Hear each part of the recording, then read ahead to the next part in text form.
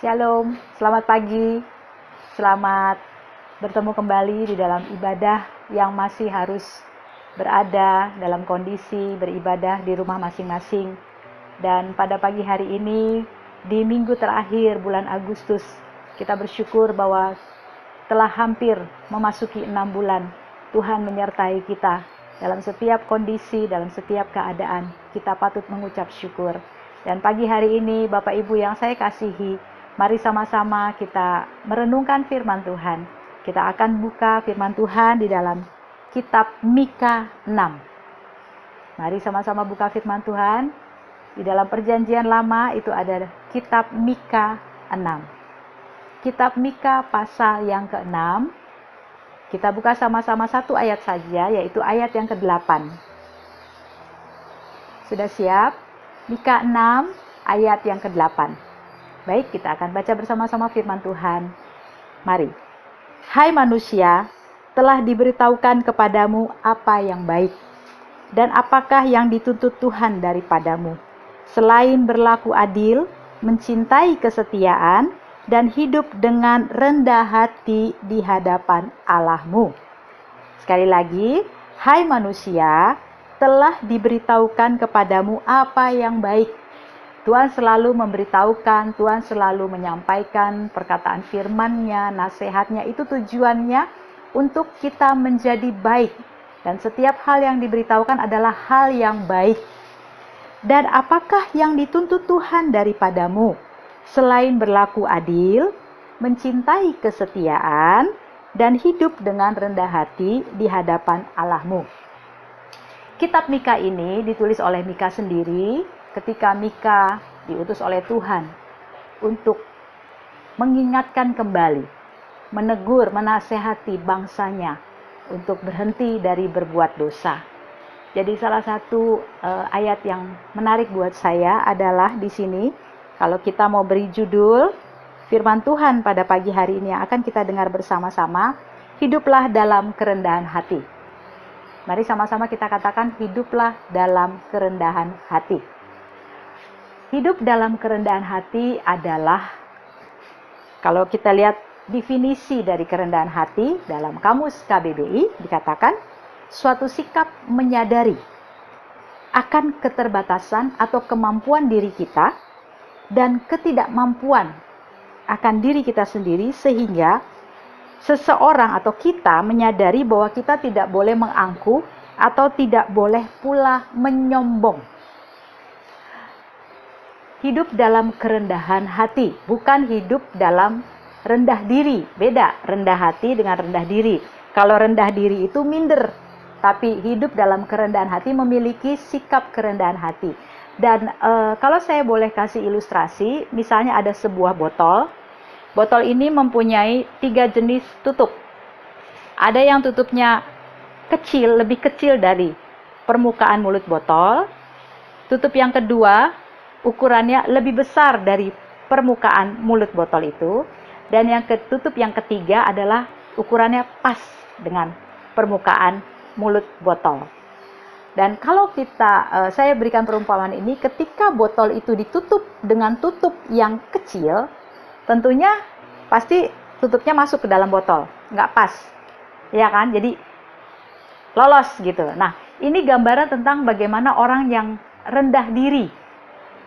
Jadi hidupnya sepertinya nggak pantas, nggak layak, minder, apa-apa rasa nggak bisa, merasa tidak pantas berada dengan orang yang sama kita, tidak merasa tidak pantas dengan orang-orang yang mungkin ketika dia berada dalam satu lingkungan dia menyendiri, dia tidak bisa bergabung, dia merasa minder, dia merasa tidak nyaman. Nah, ini contoh dari ilustrasi tadi adalah tutup botol yang kecil, plus gitu ya, nggak pas. Kemudian contoh yang kedua adalah tutup botol yang lebih besar daripada mulut botol tadi. Nah, ini gambaran tentang orang yang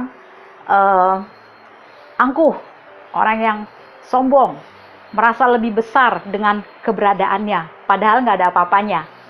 Padahal dirinya tuh nggak ada sedikit apa-apa, tapi dia merasa lebih besar. Berada di lingkungan yang mungkin lebih besar dari dia, tingkat ekonominya atau tingkat sosialnya, dia akan bisa lebih besar lagi. Nah, ini contoh dari orang yang sombong. Orang yang sombong, orang yang tinggi hati. Jadi nggak bisa disaingin.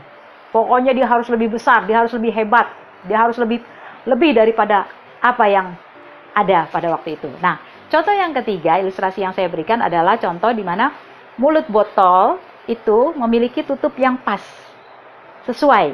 Nah, tutupnya pas, ukurannya sesuai dengan mulut botol itu. Nah, inilah gambaran orang yang pas, orang yang rendah hati. Jadi, orang yang rendah hati itu pas dengan keadaannya, pas dengan keberadaan dirinya, pas dengan orang lain, dan lebih utama lagi adalah pas dengan apa yang Tuhan ajarkan. Nah, jadi kerendahan hati adalah hal yang penting sekali kita miliki sebagai anak-anak Tuhan, supaya hidup kita selaras dengan apa yang Tuhan mau. Nah, tadi kan kita sudah baca firman Tuhan. Di dalam Mika 6 ayat 8 dikatakan, "Hai manusia, telah diberitahukan kepadamu apa yang baik dan apakah yang dituntut Tuhan daripadamu. Dengar baik-baik. Selain berlaku adil, mencintai kesetiaan, dan hidup rendah hati di hadapan Tuhan." Yang Tuhan mau, mari kita miliki sikap rendah hati di hadapan Tuhan. Kalau kita sudah memiliki sikap rendah hati di hadapan Tuhan, saya sangat percaya di hadapan manusia pun kita akan bisa berlaku hal yang sama. Dan kerendahan hati yang Tuhan mau di sini adalah, mari kita sama-sama buka dalam 1 Petrus 5 ayat 6. Rendah hati yang benar yang dilakukan ketika kita dengan sesadar-sadarnya bahwa ada Tuhan di atas kita dan Tuhan melihat apa yang kita lakukan. Mari kita baca sama-sama. Rendah hati yang Tuhan mau ini ada dalam 1 Petrus 5 ayat 6. Berbunyi demikian, "Karena itu rendahkanlah dirimu di bawah tangan Tuhan yang kuat, supaya kamu ditinggikannya pada waktunya." Kebanyakan orang membuat dirinya rendah hati karena punya tujuan, punya maksud. Jadi rendah hatinya nggak tulus, rendah hatinya pura-pura. Tapi yang Tuhan mau, mari kita rendah hati, merendahkan diri kita di bawah tangan Tuhan yang kuat. Artinya dengan sadar bahwa kita harus memiliki sikap rendah hati, karena kita tahu di atas kita masih ada Tuhan, bahwa Tuhan melihat apa yang kita lakukan. Dan yang mau saya bagikan di sini, Bapak Ibu boleh catat baik-baik. Siapa yang rendah hati, ia tahu punya porsi khusus bagi dirinya. Orang yang rendah hati, di bawah tangan Tuhan yang kuat, dia tahu persis bahwa setiap hal yang dia terima adalah porsi yang dipercayakan Tuhan bagi dirinya. Jadi orang yang rendah hati, ia percaya bahwa ada porsi khusus dalam hidupnya yang sudah diberikan, yang sudah dipersiapkan Tuhan bagi dirinya. Jadi dia nggak boleh serakah. Dia nggak boleh serakah. Karena dia tahu itu porsinya dia. Nah, kenapa orang jadi serakah? Karena dia merasa sombong, dia rasa nggak puas. Dia akan kejar hal-hal di luar kehendak Tuhan. Dia akan cari perkara-perkara di luar kehendak Tuhan, menghalalkan segala cara. Karena dia nggak sadar bahwa setiap kita memiliki porsi khusus di hadapan Tuhan, memiliki takaran khusus. Makanya jangan jadi orang yang serakah. Ketika kita serakah, kita akan masuk dalam sikap yang sombong, tidak akan pernah memiliki kerendahan hati. Dan yang berikutnya, siapa rendah hati, ia percaya bahwa hidupnya sudah diatur oleh Tuhan dengan baik. Saat kita mempercayakan hidup kita kepada Tuhan, mengucap syukur dengan apa yang Tuhan sediakan dalam hidup kita, berterima kasih akan apa yang Tuhan percayakan saat ini. Dia adalah orang yang rendah hati dan sadar bahwa apa yang dia hadapi, apa yang dia terima, itu sudah diatur Tuhan dengan baik. Jadi jangan pernah maksa Tuhan. Orang-orang yang sering maksa Tuhan, maksa kehendaknya, maksa keinginan, maksa waktunya, itu bukanlah orang-orang yang rendah hati. Orang-orang yang rendah hati di bawah tangan Tuhan yang kuat adalah orang-orang yang percaya bahwa jalan hidupnya, perjalanan hidupnya bersama Tuhan, itu sudah ada skenarionya Tuhan. Sudah ada jalan-jalan yang Tuhan tentukan bagi dirinya. Jadi dia akan tetap hidup dalam kerendahan hati. Karena dia percaya bahwa jalannya sudah diatur oleh Tuhan. Jalan hidup orang benar itu diterangi oleh cahaya firman Tuhan. Jadi ada firman yang dia ikutin. Ada pelita firman Tuhan yang dia patuhi. Nah ini loh orang yang rendah hati. Dan yang berikutnya, siapa rendah hati, ia tahu bahwa kuasa hidup ada pada Tuhan bukan pada dirinya. Kekuasaan hidupnya bukan pada dirinya tapi ada pada Tuhan. Makanya jangan pernah mendahului Tuhan. Kalau Tuhan bilang diam, diam.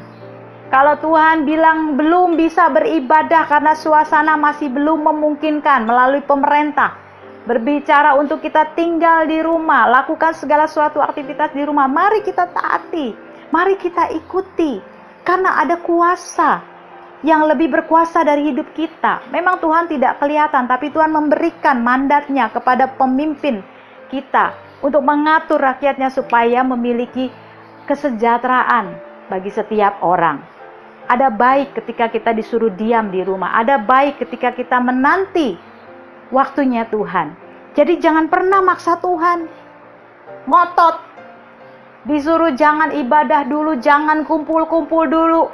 Kita nggak sabar, kita bikin ibadah sendiri, kita kumpul-kumpul, akhirnya tidak saja merugikan diri sendiri, tapi merugikan banyak orang. Orang-orang model ini adalah orang-orang yang tidak hidup dalam kerendahan hati di bawah tangan Tuhan yang kuat.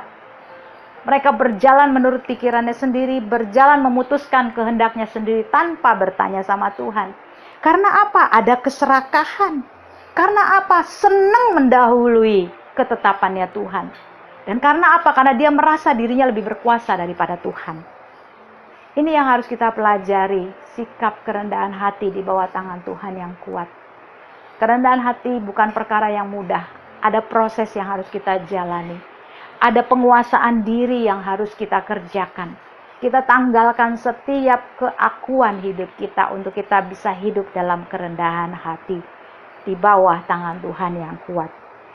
Dan tentunya ketika kita taat pada firman Tuhan yang kita baca tadi bahwa, hai manusia, telah diberitahukan kepadamu apa yang baik dan apakah yang dituntut Tuhan daripadamu, selain berlaku adil, mencintai kesetiaan, dan hidup dengan rendah hati di hadapan Allahmu. Hidup rendah hati bukan saja di hadapan manusia, tapi lebih penting bahwa di hadapan Tuhan. Kita harus menunjukkan kerendahan hati kita di hadapan Tuhan. Tentunya ketika Tuhan memerintahkan firman-Nya, ketika Tuhan berbicara, tadi saya buka bahwa adalah baik. Setiap firman yang kita dengar, setiap perkataan Tuhan yang Tuhan sampaikan kepada kita, tentunya Tuhan menginginkan kita memiliki hidup yang lebih baik. Saat kita taat, saat kita hidup dalam kerendahan hati, ada upah yang akan kita terima. Mari kita baca firman Tuhan di dalam Mazmur 22 ayat 26. Untuk poin yang pertama, upah bagi orang yang hidup dalam kerendahan hati. Yang pertama, Mazmur 22 ayat 26. Orang yang rendah hati akan makan dan kenyang. Orang yang mencari Tuhan akan memuji-muji Dia, biarlah hatimu hidup untuk selama-lamanya.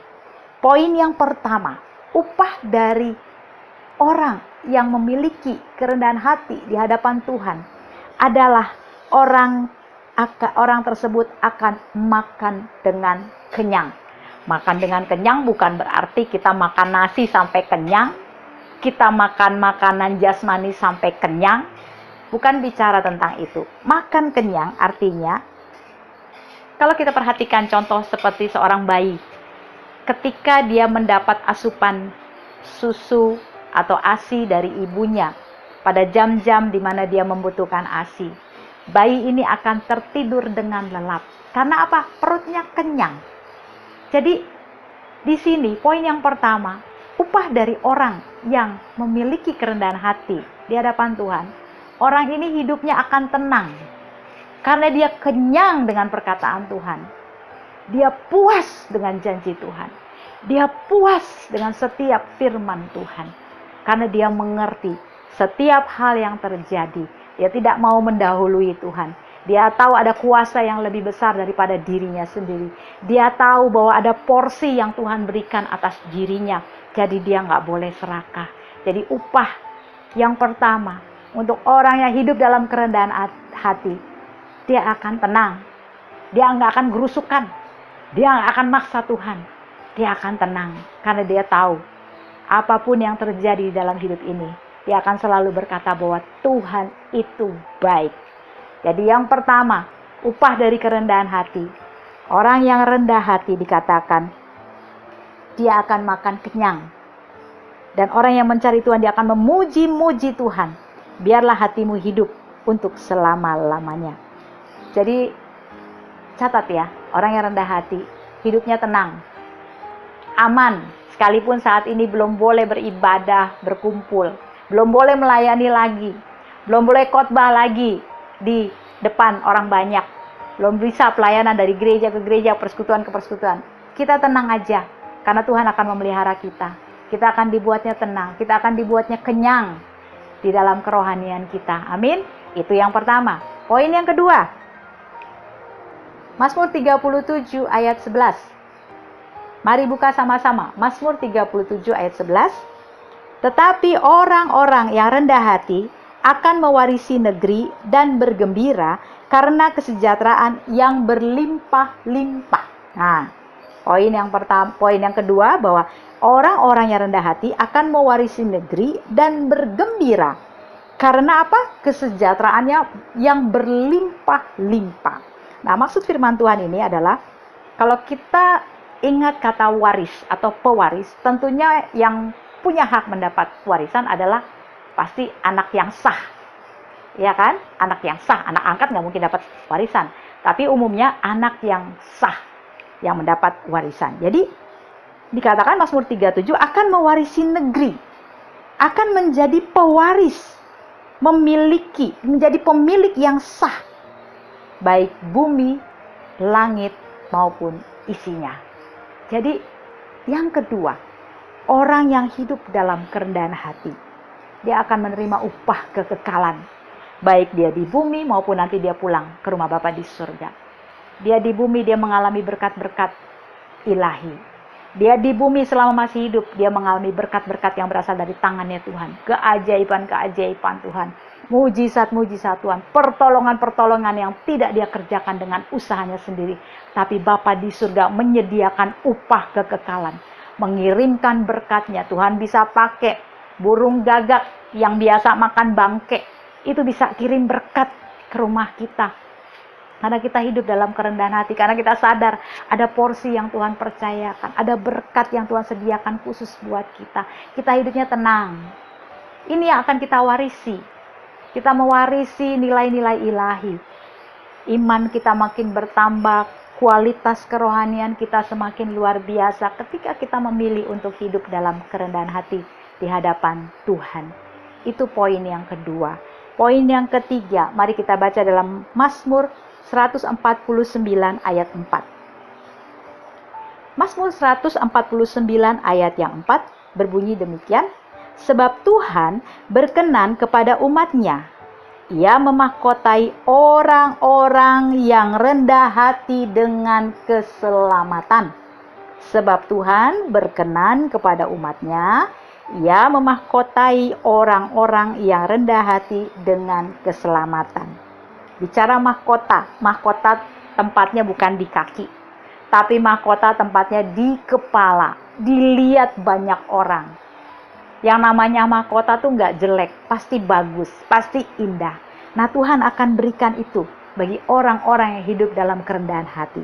Dimahkotai hidup kita dengan keselamatan, dimahkotai hidup kita dengan kemenangan, dimahkotai kehidupan kita dengan keberhasilan, dimahkotai kehidupan kita dengan berkat-berkat yang daripada Tuhan.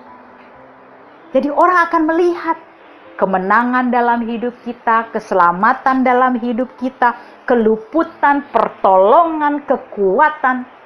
Karena mahkota kita itu, ketika kita hidup dalam kerendahan hati, Tuhan akan memberikan mahkota keselamatan, mahkota kemenangan, mahkota kekuatan, mahkota pertolongan. Banyak orang akan melihat dalam kehidupan kita bahwa luar biasanya Tuhan itu menolong orang-orang yang hidup dalam kerendahan hati. Itu yang ketiga. Dan upah yang berikutnya, yang keempat, dalam Amsal 22 ayat 4. Amsal 22 ayat 4, kita baca sama-sama. Ganjaran kerendahan hati dan takut akan Tuhan adalah kekayaan, kehormatan, dan kehidupan.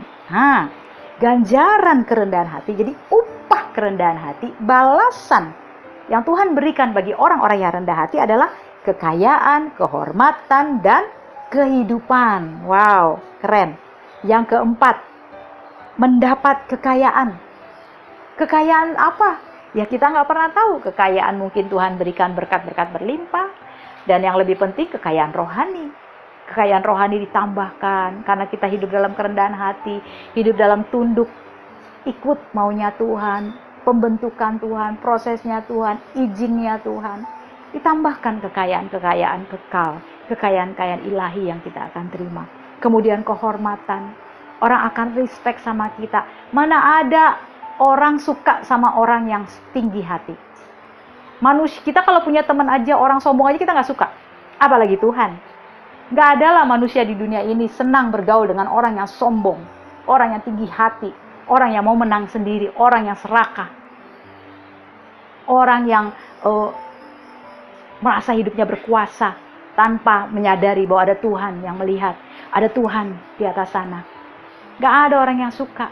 Jadi orang-orang yang hidup dalam kerendahan hati itu mendapat upah apa? Kehormatan. Dan yang berikutnya kehidupan. Kehidupannya bukan maksudnya hidup bernafas, tapi kehidupan kerohaniannya bisa jadi contoh, bisa diteladani orang suka sama dia karena dia hidup dalam kerendahan hati, sekalipun Tuhan bawa dia dalam keberhasilan, berkat yang luar biasa, mungkin kesuksesan demi kesuksesan, tapi dia tetap low profile, tetap membumi.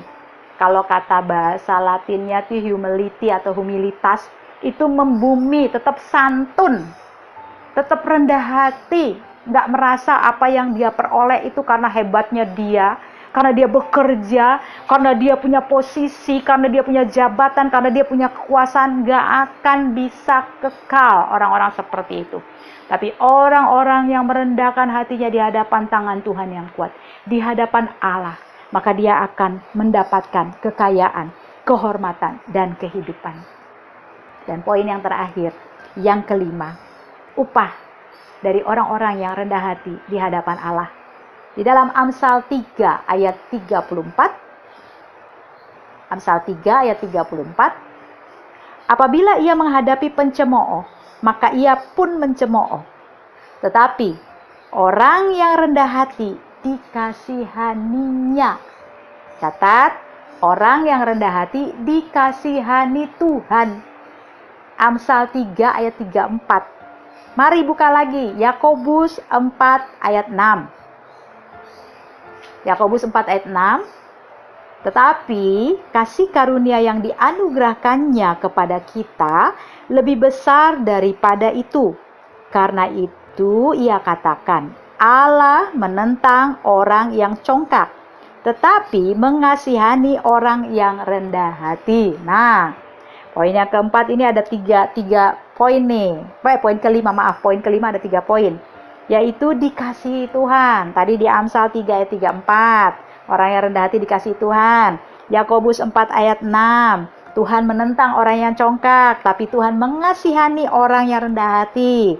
Mari buka satu lagi. 1 Petrus 5 ayat 5. 1 Petrus 5 ayat 5. Demikian jugalah kamu, hai orang-orang muda. Tunduklah kepada orang-orang yang tua. Nah, ini buat anak-anak muda nih.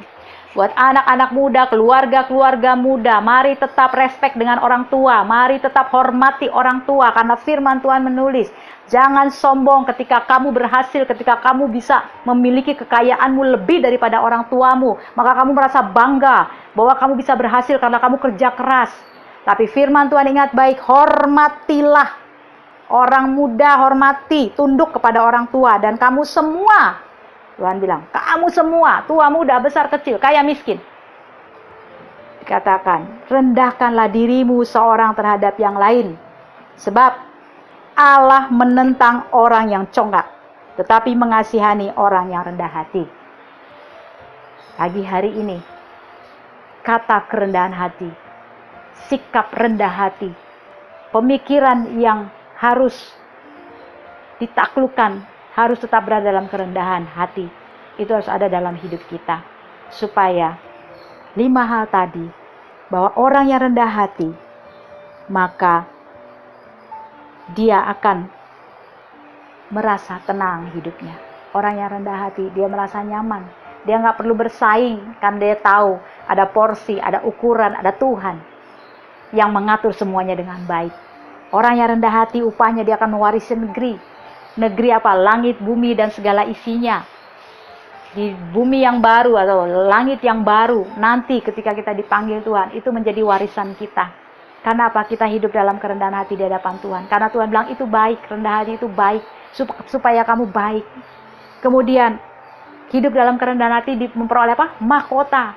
Orang akan melihat, sekalipun kita memiliki posisi yang baik, memiliki kekuasaan yang luar biasa, kaya, diberkati, tapi tetap memiliki kerendahan hati. Di bawah tangan Tuhan yang kuat, bukan kerendahan hati pura-pura, tapi kerendahan hati di bawah tangan Tuhan yang kuat, karena kita tahu apa yang kita punya itu datangnya daripada Tuhan. Kita lahir dengan telanjang, kita mati pun dengan telanjang. Kita tidak bawa sepotong apa-apa. Karena itulah Tuhan ngajarin kita, mari kita rendah hati, supaya kita punya mahkota.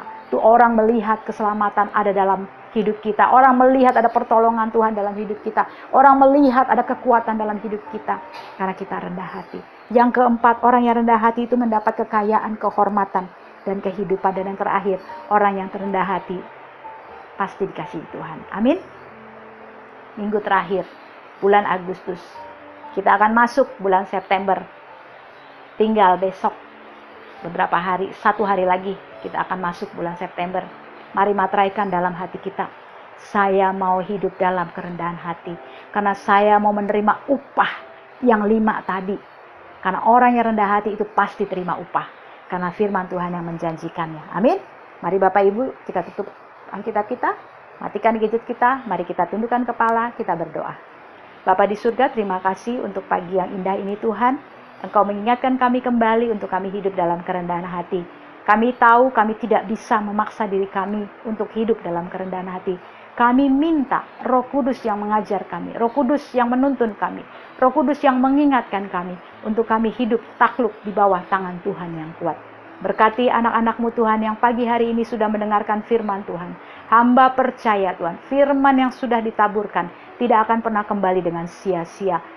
Kami akan melihat ada banyak anak-anak Tuhan yang dipakai Tuhan luar biasa. Akan ada banyak anak-anak Tuhan yang berhasil. Akan ada banyak anak-anak Tuhan yang diberkati secara luar biasa. Namun mereka tetap hidup dalam kerendahan hati. Itu yang Tuhan cari dan itu yang Tuhan ajarkan. Terima kasih Bapa di surga. Ini syukur kami pagi hari ini. Di dalam nama Yesus Kristus Tuhan, kami telah berdoa dan mengucap syukur. Amin. Tuhan berkati.